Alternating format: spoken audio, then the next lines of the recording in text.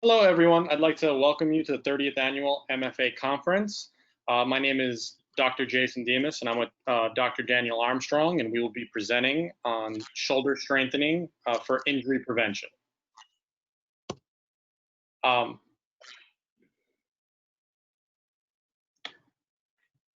So I'm Daniel Armstrong. Thanks for coming to the conference presentation. Just a little background on my history. I'm a physical therapist. I have a doctorate physical therapy degree. I also have a master's in sports management and been working in the field of athletics for many years. My trade is I'm a swim coach, but I'm also a certified personal trainer and a certified strength and conditioning specialist. And I try to bring in all of those different components or viewpoints as a strength and conditioning specialist, personal trainer, a physical therapist, and a coach into this presentation. And my name is Dr. Jason Demas. I teach with Danny at Queensborough Community College. I'm a professor of physical education and a women's volleyball coach. I specialize not only in physical education, but personal training as well. I have been a volleyball coach for 10 years, and we've been extremely successful. We've won 8 conference championships, 4 regional championships, and 4 district championships since I took over the program 10 years ago. And this topic has been something that has interested me a lot. And being a volleyball coach, shoulder issues always come up. As a player myself, I had shoulder issues. So this has been a long road of research that I have done, and Dr. Armstrong has really helped me out with, where we can help make our student athletes not only better, but keep them healthy, which I think is probably the most important thing in any sport.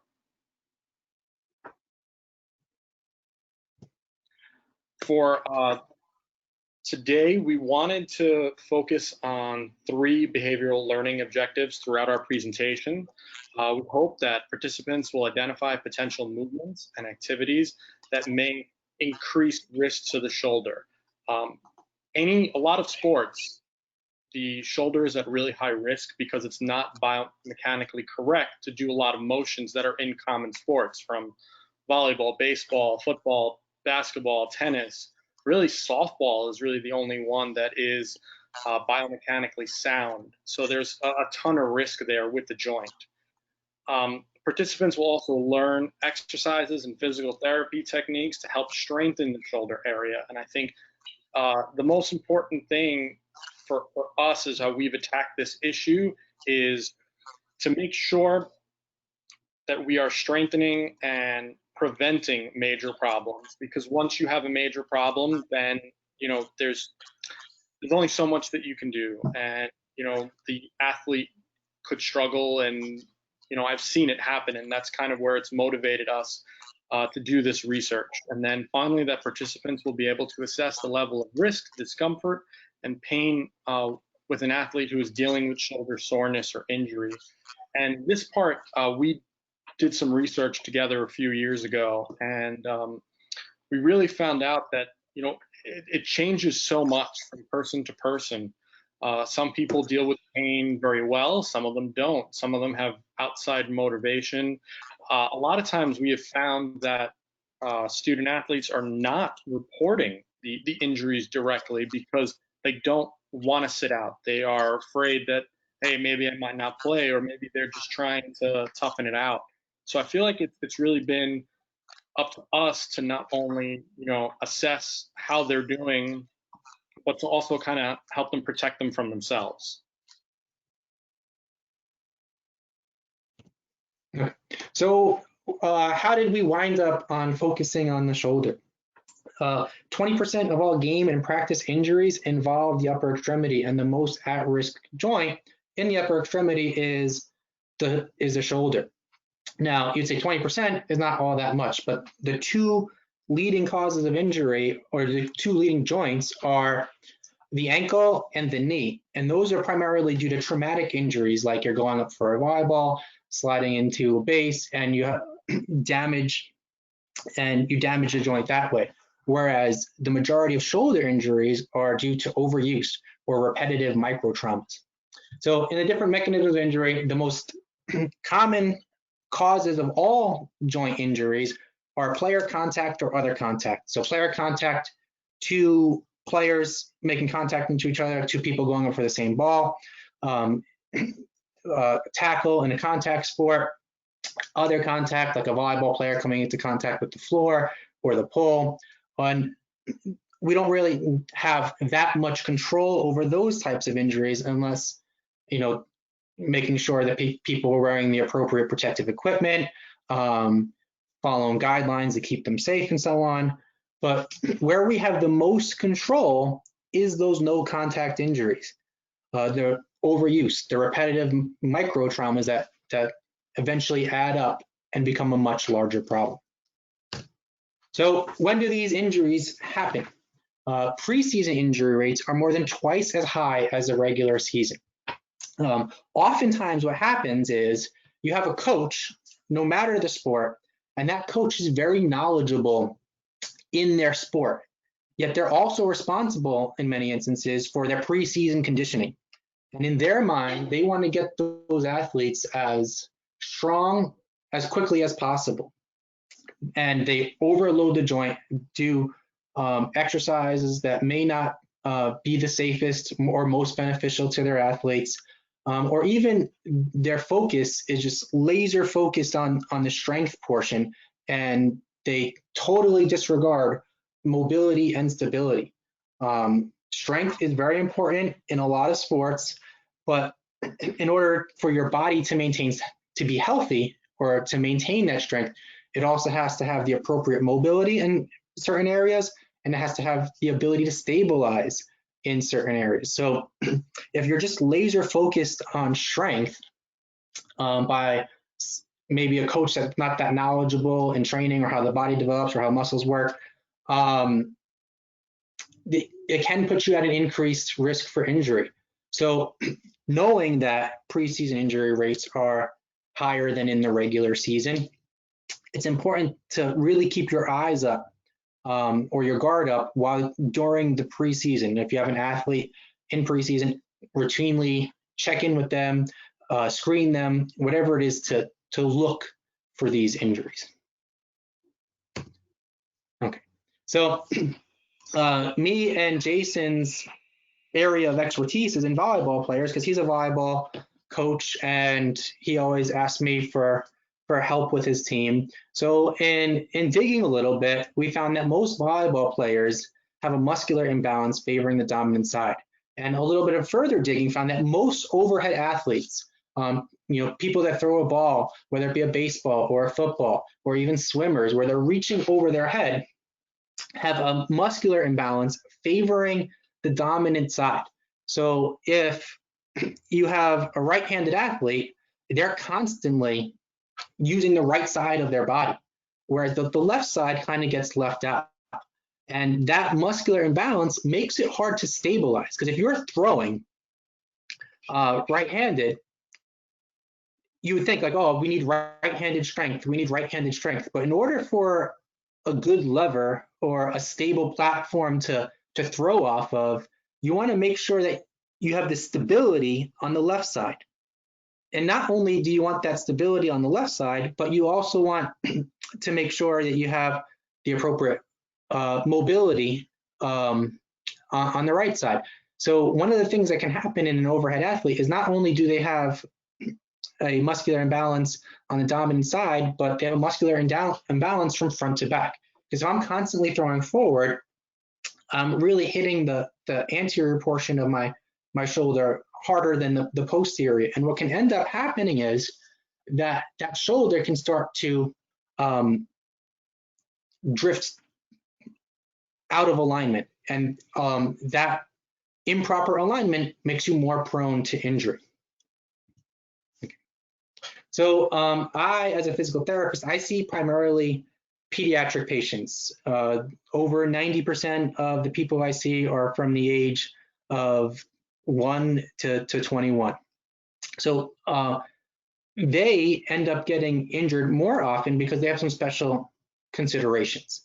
So it's often a bruise or a sprain or strain in an adult can be a potentially serious injury in a young athlete and can give lifelong consequences.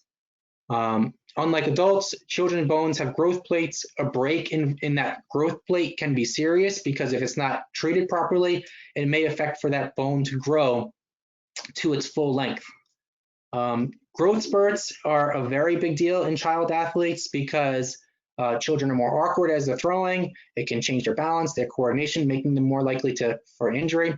Plus, as those bones are growing, they're a little bit weaker, and as those bones are growing, so are those muscles, those tendons are being stretched as those bones are growing, making them more at risk for injury. Growing can also cause decreased flexibility for that reason, because as their bones are growing, it's pulling or stretching out their muscles and tendons. Bones, as they grow, cause the muscles to become even tighter, and we know tighter muscles increase the risk of injury. Young athletes are particularly vulnerable to injuries because of decrease in flexibility and the risk of muscular imbalance problems. Training that overemphasizes one muscle group may expose the growing athlete to injury. And when you think about the resources that, let's say, a little league team has, it's much less than a college team. You know, college teams, they often have athletic trainers, strength and conditioning specialists, people that are knowledgeable in that field, whereas a little league team or a high school team, oftentimes they just have the coach. And that coach may be knowledgeable in the sport, but you can't be an expert in everything. So oftentimes those coaches end up having the players engage in activities that could be potentially harmful. So this is a picture of the shoulder joint and the rotator cuff. So the rotator cuff is made up of 4 muscles: the supraspinatus, which does abduction. It takes your arm away, up to the side of your body. The infraspinatus and teres minor, which do external rotation, and the subscapularis, which does internal rotation. So in this joint has a lot of tissue removed from it. So when you look at all these muscles, they really have like really big muscle bellies, but then kind of thin out through their tendons onto their attachment points. So they're also traveling through a lot of different other types of tissue where they're rubbing and sliding on each other. They're oftentimes attached to this capsular ligament, in the glenohumeral joint. So this is where the head of your humerus, or your upper arm bone, sits in your shoulder joint. And if you're just looking at the bone end, it's not all that much space. It's not a large socket, and that's beneficial in that it gives us a lot of freedom in the movement to move our arm. So you have this extra capsule that the head of our humerus or upper arm bone sits in to help kind of keep it in place. But all these muscles kind of have to go around or through that to move our upper arm. And so all that freedom is great because it allows us to move our upper arm in any direction, but with that freedom comes the risk of damage. So since it's more mobile, it's less stable in the joint. A lot of moving parts, things sliding right on top of each other. So this is where we have the biggest risk for injury in these rotator cuff muscles. Okay.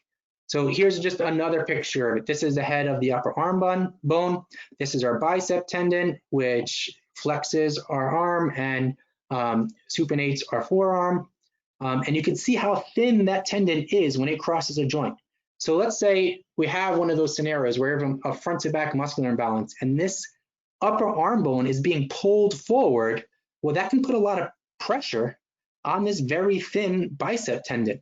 That's why bicep tendonitis causes so much pain, because the weight of that upper arm or that arm bone is pushing on this bicep tendon, which is also being squeezed against many other structures in the shoulder. This is supraspinatus, the one that does the abduction or moves our arm away from us like that. It travels underneath this, through this tunnel here. You have these fluid-filled sacs called bursa, which allow these muscles to slide and glide on each other. But if they get irritated, all of these movements can become can cause pain and limit the strength, the mobility, or the stability of our shoulder. So this is the capsule in which our upper or the head of our humerus or our upper arm bone goes in. And even this, if our arm, if the bone is not where it should be, if it's too far anterior, it could cause damage to this capsule in the front. If it's riding high, it could cause damage to the superior aspect. So all these muscular imbalances or biomechanical movements can cause a lot of damage to this capsule here. So here we go. Here's the bicep tendon. Here's the subscapularis muscle belly, their tendon, and they attach to this arm bone. And depending on the person and the type of movement they're doing, there's a lot of risk for damage here, because all of these moving parts really have to work together correctly in order for their movements to be efficient and pain-free. This one here is showing that joint capsule and one of the bursa, or one of the fluid-filled sacs that allow these tendons to move and glide on each other. And one of the things that happens to them is they get inflamed and irritated. We call that bursitis. And whenever a person moves and they move on these inflamed fluid-filled sacs called bursa, it causes an intense burning type of pain. Okay. So how do we know? How do we know when our athletes are injured? How do we know when they're feeling uncomfortable? It's more than just relying on them to come tell us. Many of them are not going to complain. Why? Because they think it's normal.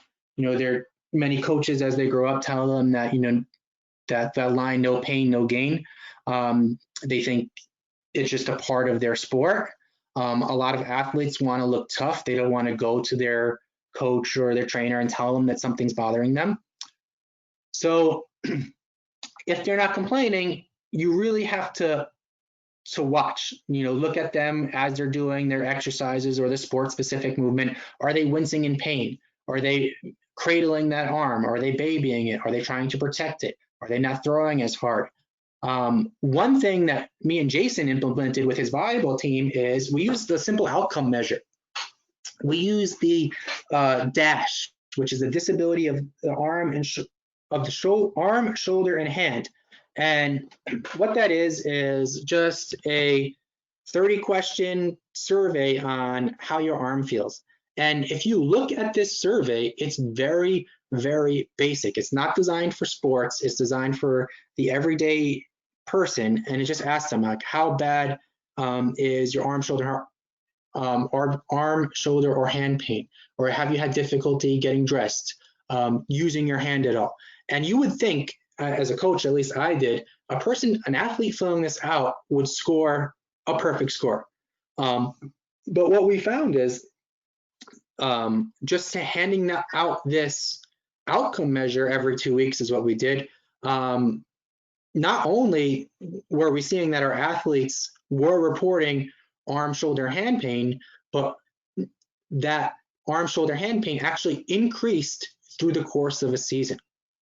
So that might help alert you to an issue. When we did it, we also made sure the students didn't write their name on it to make it anonymous, so that way they felt more comfortable reporting the truth. A question to ask yourself is, mild to moderate pain and discomfort a true injury? The NCAA defines an injury as it causes a player to miss practice or a game. If you're playing with a sore shoulder, pain in your shoulder, that's technically not an injury, but you're still doing damage. So a person, if you ask them, like, are you injured? They'll say no, even if they're writhing in pain through a game. So kind of, we want to change the focus in our athletes of what is an injury. You know, there's a difference between being tired, discomfort, soreness, and pain.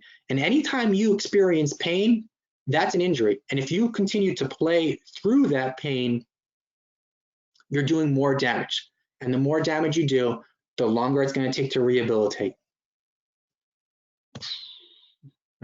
So in this outcome measure that we use, this is, it was beneficial because there's normative data out there for everyday people. Their results have been published. There's a score that we can identify of what's a significant increase in a person's DASH score from week to week. So this was actually a beneficial tool to us. It's free to use. You can go online, find it, and hand it out to your clients or your athletes if you want to use like an objective measure to look at their arm, shoulder, or hand pain.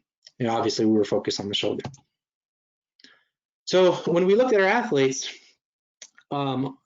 they were right there with that in line, in sync with that normative data that first week. And you can see over the course of 10 weeks, their arm, shoulder, hand pain increased significantly.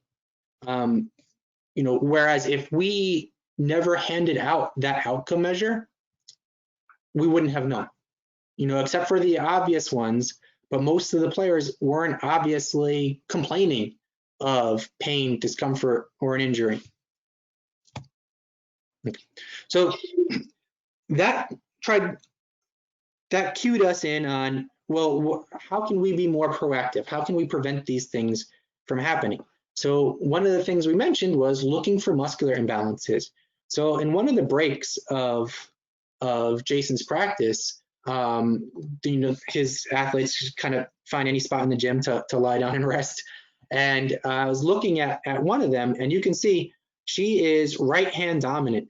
And if you look at that shoulder is significantly elevated and protruded more than the other side.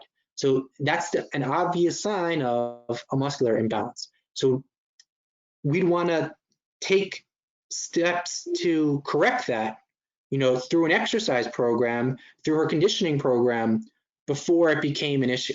Because the more that progresses, the more likely it is to become a big problem. So we can look at their body position, laying down, standing as they play, but look at it, because that can tell you, that can open up a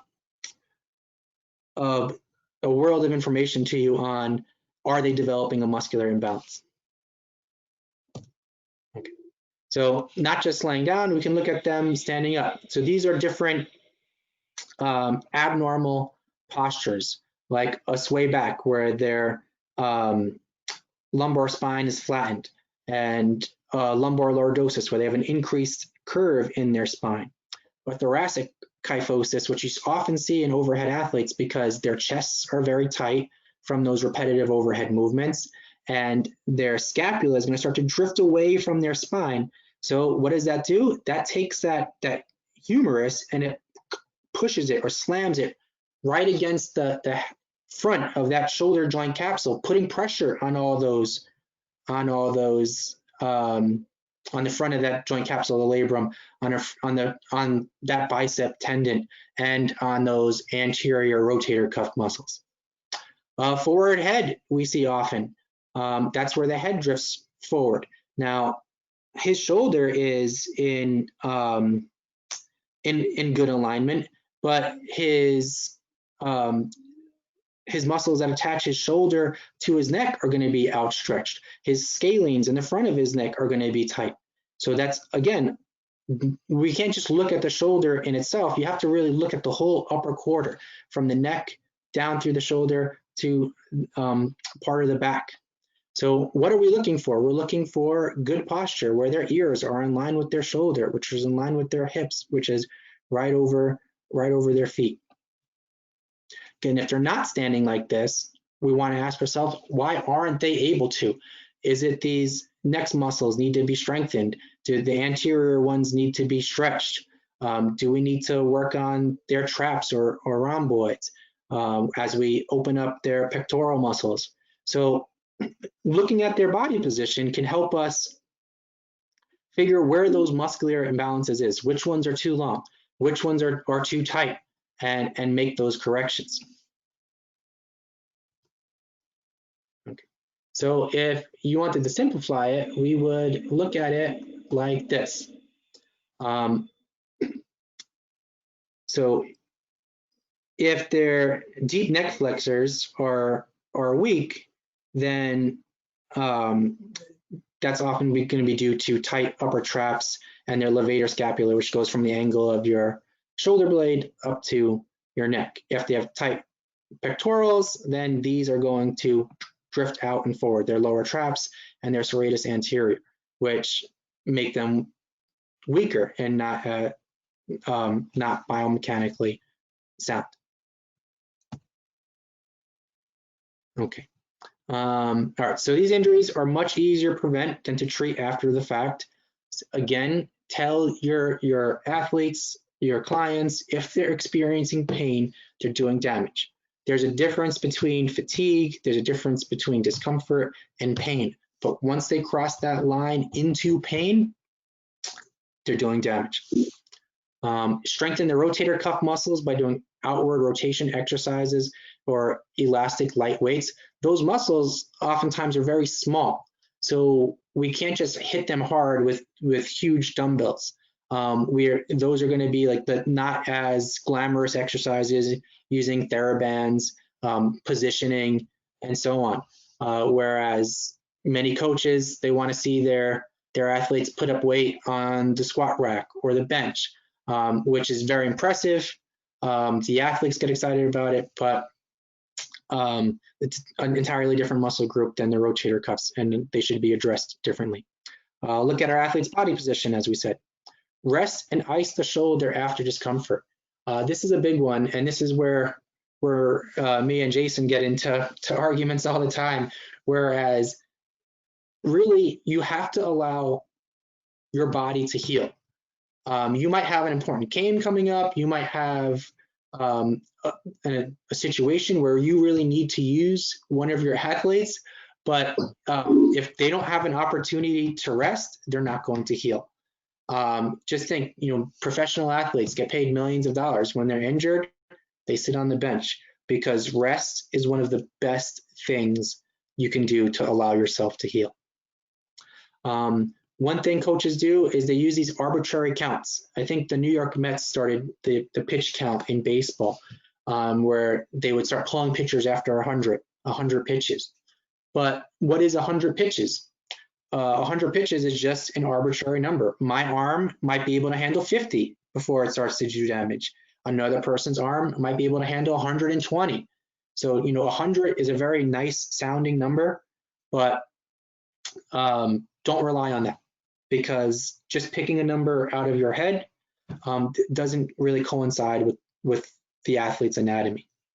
Watch for overstretching. So one of the problems is not muscle tightness, but a lack of instability, because once we completely stretch a muscle to as far as we can, at a certain point, we're starting to stretch ligaments, and ligaments are what hold our joints together.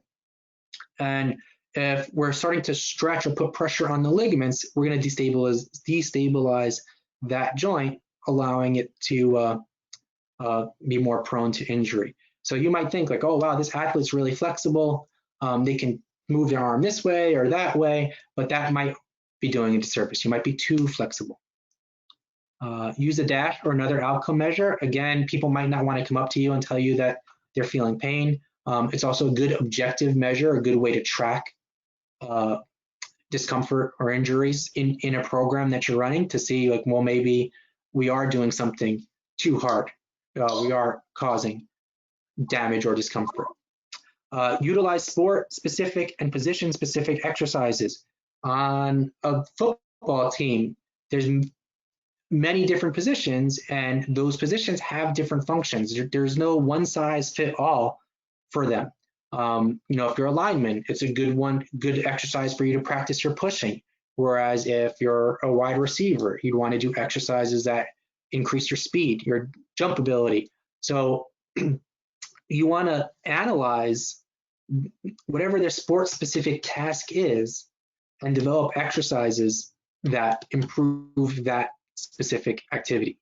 And that includes activities that are going to protect against those overuse injuries. And from a coach's standpoint, you'd want to identify improper technique, because if they're doing something that is not biomechanically correct, things that we know are more likely to cause an injury, you'd want to stop that or retrain your athlete as quickly as you can.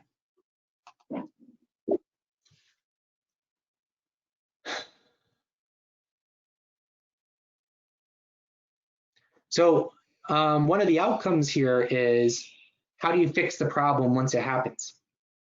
And that's difficult. There is no one size fits all. These are the exercises that you should do, and it will protect your shoulder from all sources of injury. It's important for an athletic coach to work with an athletic trainer, a physical therapist, a certified strength and conditioning coach to meet those needs. And that PT, personal trainer, certified strength and conditioning coach, whoever it is, shouldn't have the athlete go from practice down to the gym where they are. They should actually see them up in the gym and, in the facility practicing their sport, because that gives them a wealth of information on, one, what type of exercises they need to do. Two, are they experiencing pain when doing those activities? So they should see them performing in the environment that they practice and perform in. All right. Jason? Sure. Can you go to the next slide? Sure. All right. So strengthening and stretching is really what we've tried to focus on. A lot of people focus on the strength. I feel that, and some people neglect the flexibility. So that's our plan, is tried to do a balance of both. The first and most important thing is that you're always stretching a warm muscle. That sounds like common sense now, but even when I was an athlete starting out in high school, I probably just did static stretching like a lot of people. And now there's a lot of data showing that static stretching can really damage you more. The warm muscle is really important. Obviously, if you have some heating pads and stuff like that, that's great. But there's some quick cardio. There's a lot of stuff, and I'll show an example of our warm up that really warms up the muscles as well. But that's your first real step. Your second is to finding that balance between stretching and strengthening. We need that mobility. And I feel like, especially dealing with male student athletes, they always want, I used to tell my guys that, you don't want a beach body, you want like a strong shoulder.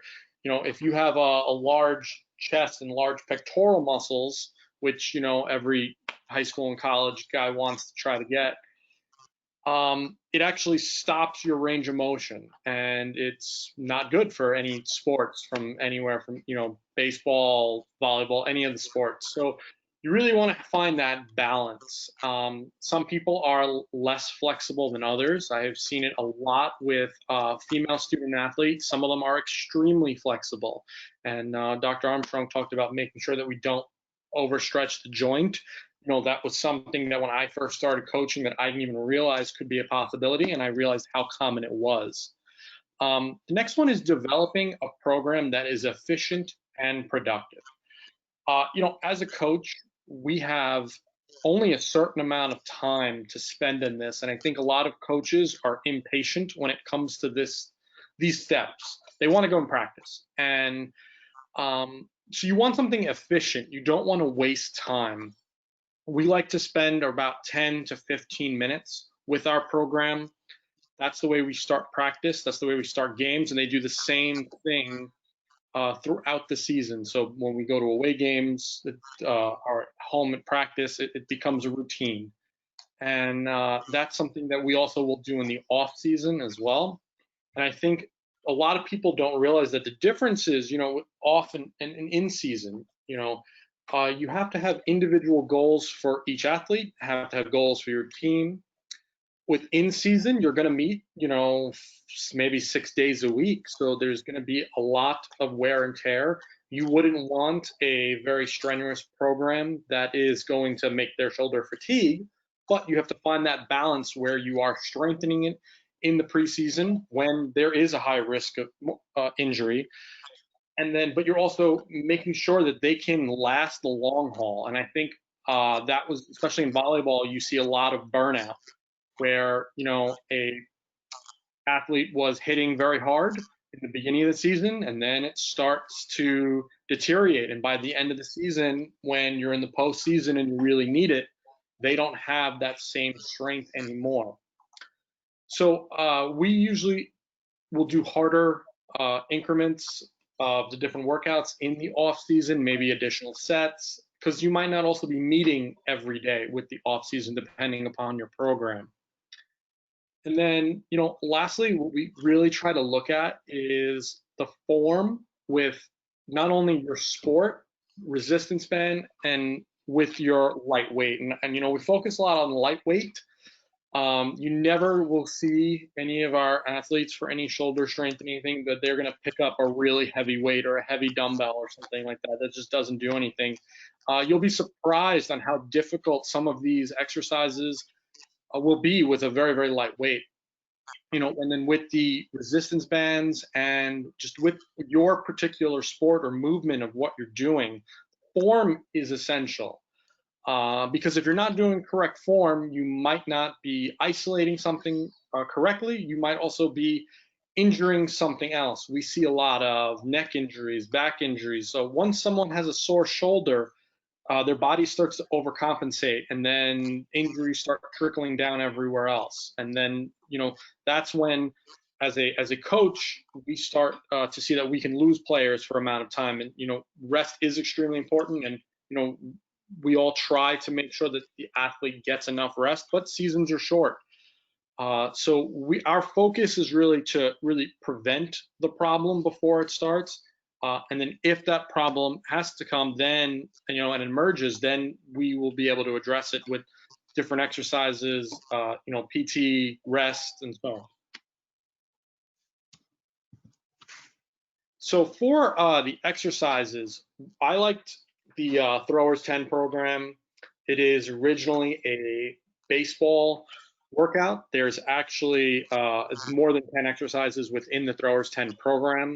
There's also a Throwers 10 Advanced, so there's a lot of different ones. So we've kind of put together an example of what we like to give our student athletes. These exercises are basically designed to not only strengthen the shoulder, but you're strengthening the surrounding area. You're also doing the motion for whatever sport that you're doing. You will see that if you're doing a throwing motion, you are using the same muscles. And we talked about form, which is so important in both not only the sport, but when you're doing these exercises, because you want to make sure that you target the muscles that you are isolating correctly, and then you're using those muscles correctly. A lot of this will develop strength and flexibility. You're not trying to build mass, like I said so before. The flexibility is something that a lot of people, forget about. A lot of times these student athletes are very strong. They don't even realize how strong they are. So the strength is a lot of times there, and especially once we do this program, it's more of the flexibility so that they're able to have that range of motion to really do, if it's that hit or if it's a swinging motion or a pitching motion, whatever that motion is. And again, the recommendation with this is that we would maybe do one one set of 10 per exercises during the season, and we may only do this a few times a week, maybe 2 to 3 times a week. We'll do a little bit more in the preseason. The goal is that our athletes are doing these a few months in advance before the season, where they would be doing maybe 2 sets of everything, maybe 2 sets of 10, something like that, depending upon the exercise, and also depending upon the student athlete, because we get a wide range of student athletes who come in who are in great shape. Some of them are in not so great shape, and that's something that, especially with this pandemic, that we're going to really have to focus on once we're able to see our athletes again on what type of shape that they're going to be in. So the first exercise that we're going to go through is just a diagonal pattern extension and flexion. This is something that, again, you're going to have very light weight on, but to really look at it, you can see that they're doing a throwing motion. Really, hitting a volleyball is the very similar muscles used as to throwing a baseball. So that's why we've kind of adopted this program. So this is something that one of the most important ones. This is also one of the few that you would need equipment for. So if you can't do this one, that's okay. There'll be other ones with this motion later on. Here's the external and internal rotation at the wrist. Again, similar equipment. If you've noticed, with form, I think you really there's not a lot of movement, and I feel like you want to isolate when you're doing the external rotation and internal rotation. You don't want to do them at the same time. You're isolating, so you're only looking at a very small amount of movement while you're doing this.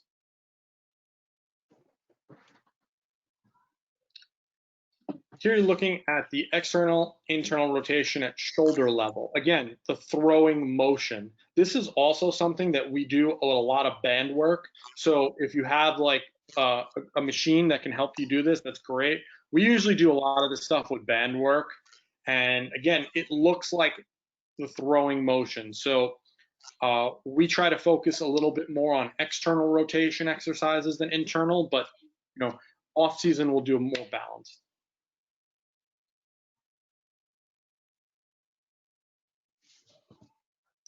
So here's the shoulder adduction at the shoulder level.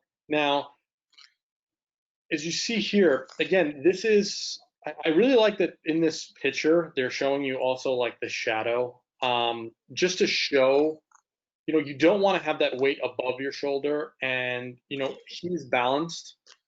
A lot of time you get your student athletes and, anyone really who, they don't realize if you give them a 10-pound weight and do this, it's extremely heavy. So you want to have that balance, and we'll talk later on about having the importance of a strong core. And but this is something that we often will do a lot. We like to do it with one weight at a time instead of with 2. A lot of times with 2, you'll see that athletes will start like doing a swinging motion, and they'll use momentum instead of isolating those muscles correctly. So here, very similar, again, scapular plane raises. Again, we like to make sure that they're doing this with one arm at a time, and again, making sure that that core is tightened and stabilized when they're doing it.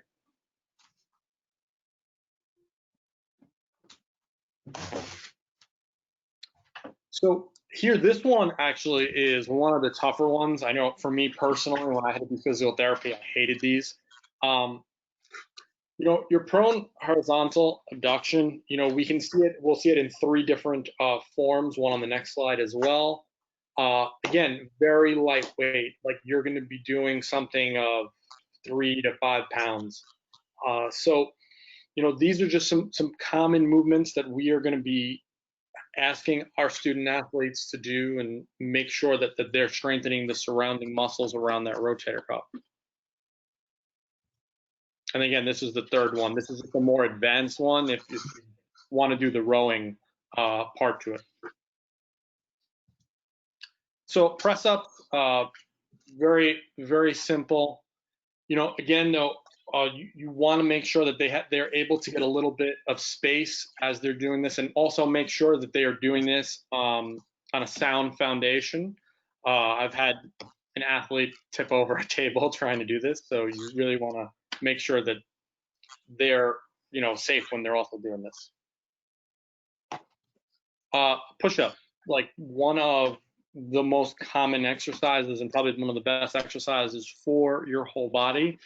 It is something that we have in our routine. We do a lot of different versions with different hand placements as well, from outer to inner push-ups. But definitely, this is something that you don't think about it as shoulder strengthening. You think of it more of as a total body workout, but it's something that's within there. And then here we have elbow flexion and extension. Again, for the elbow flexion, obviously, you're going to be able to have your student athletes are probably going to be able to do heavier weight, while with your extension, as when you're working with your tricep, then I think it's very key to make sure that you would follow the diagrams and keep your hand there. It's also, you don't want to rest the weight too much further behind you. That's a lot of times a common problem. With a lot of these exercises, you want to really kind of, feel the tension of the weight and make sure that you're not trying to use other muscles to support it.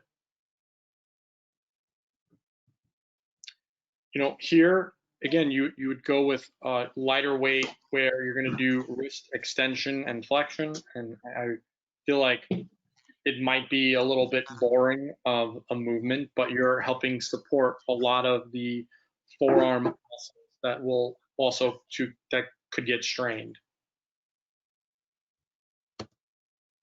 And then this would be the opposite ones where you're doing wrist supination and pronation.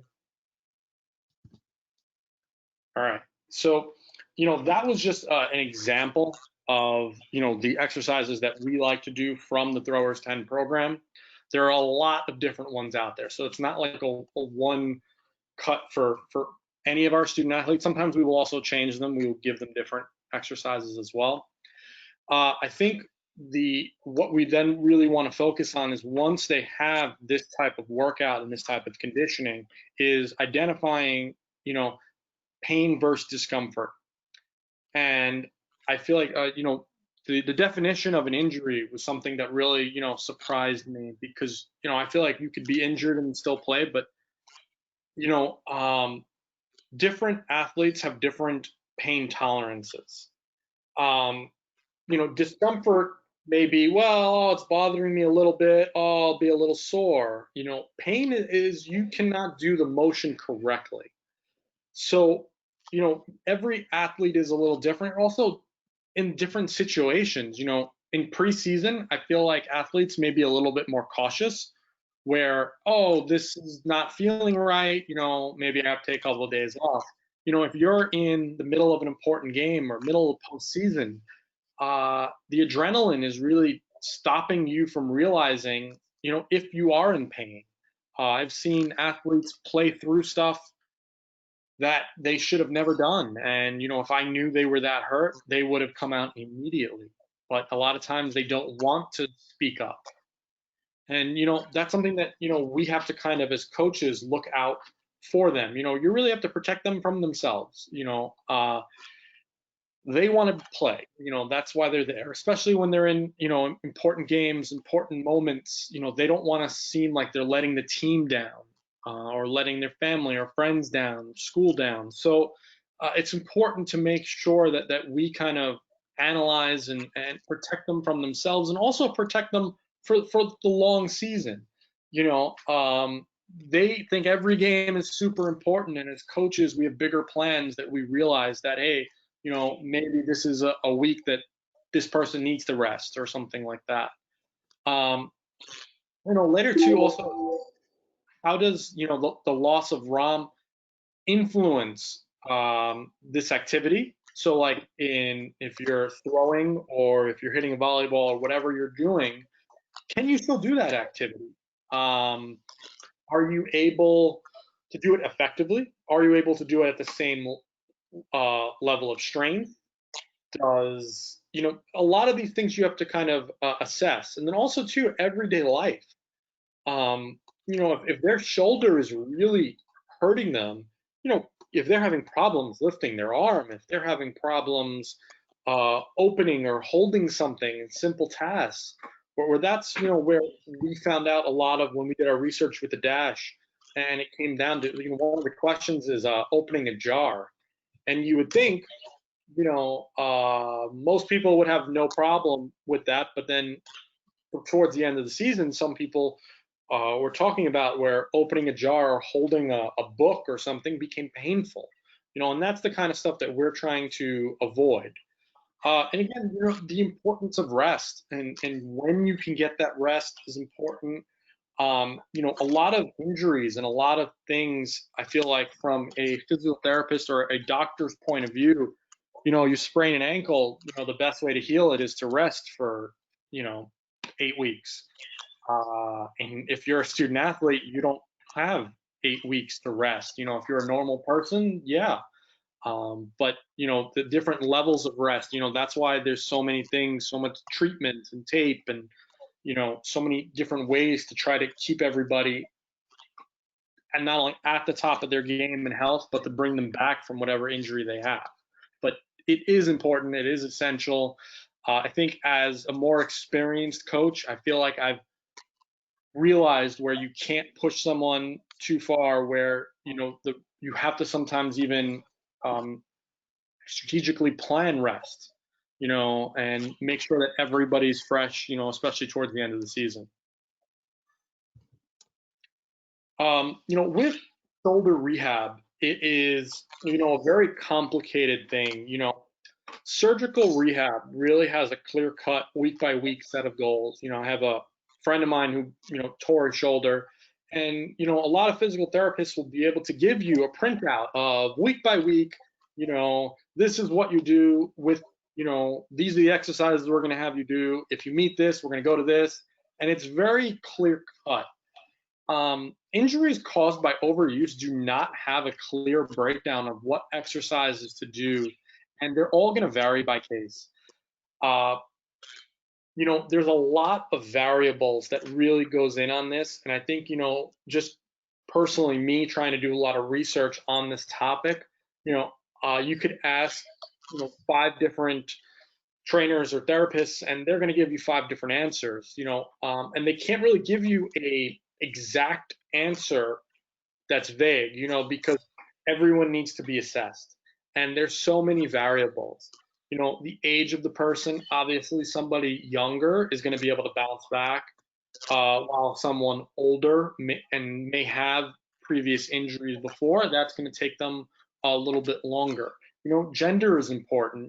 We have found that a lot of times female student athletes have a higher chance of overstretching different ligaments and overusing certain muscles. And while with male athletes, you'll get the same thing. You also then have issues where if their muscles have overdeveloped and their muscle has had too much mass and it limits range of motion, can also lead towards certain injuries.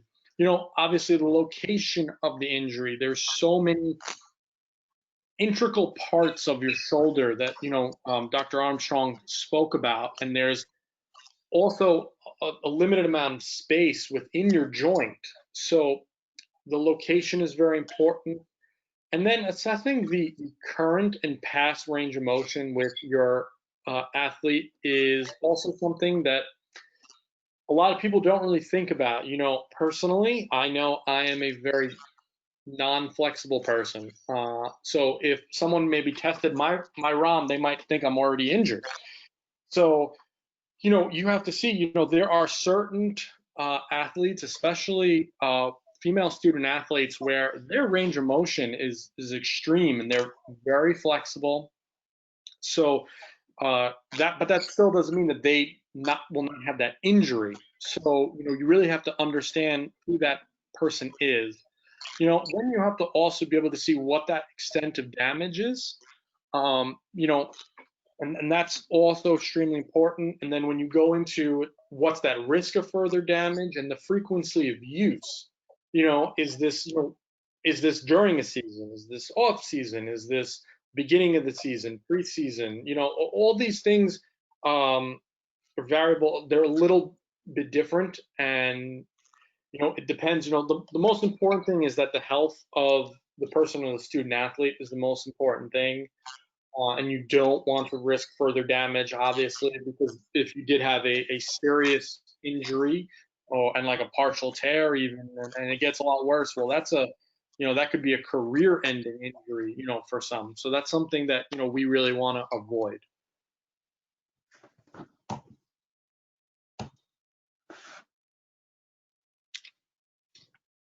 Jason, we just skipped the video, but I'm not sure how you want to view it. We forgot to check that.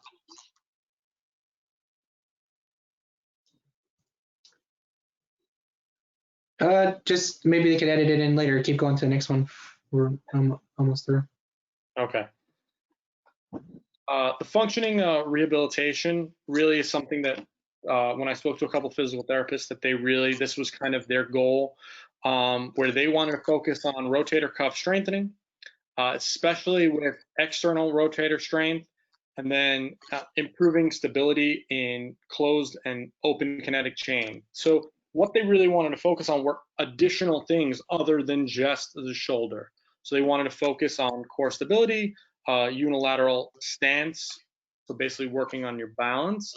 You want to have functional diagonals, making with your throwing motion, your hip mobility for rotations, and strength training, trunk and lower limbs, or something that, not just focusing on the shoulder, but really focusing on like a full body approach.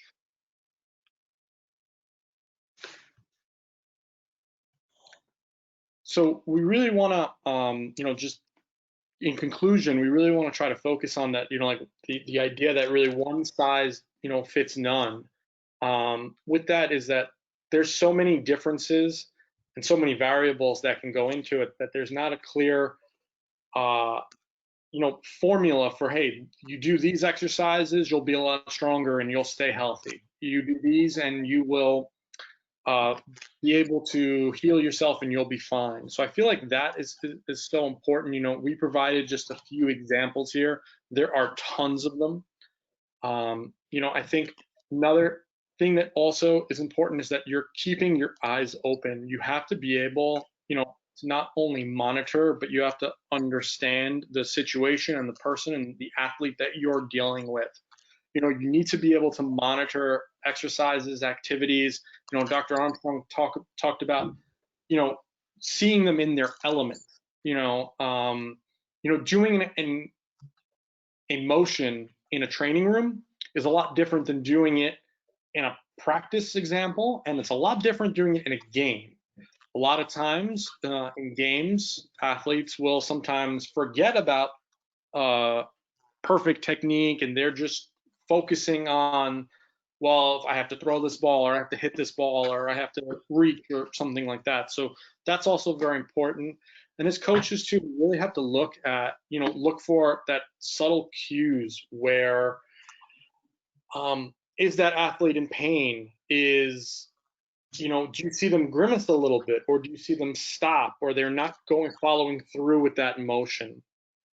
And then, understanding that person and athlete. You always have that one athlete who thinks they're hurt all the time, and, a little bit of soreness, and oh, I'm hurt. When you have that other athlete who will never report it, where, their arm could be falling off and they're like, hey, I'm good, let's go. And they're just something, we have to make sure that we're protecting them from themselves. And then finally, in the end, it's problem solving. I feel like as a coach, I have to a lot of times defer to our trainer and therapists and stuff like that. And we have to kind of work together to put that plan in place. And a lot of times that plan does not always work. You know, other things happen, and I think we just have to be able to, stay on our toes and make sure that we're able to adjust for the best for our athletes. All right, and here is just our contact information here.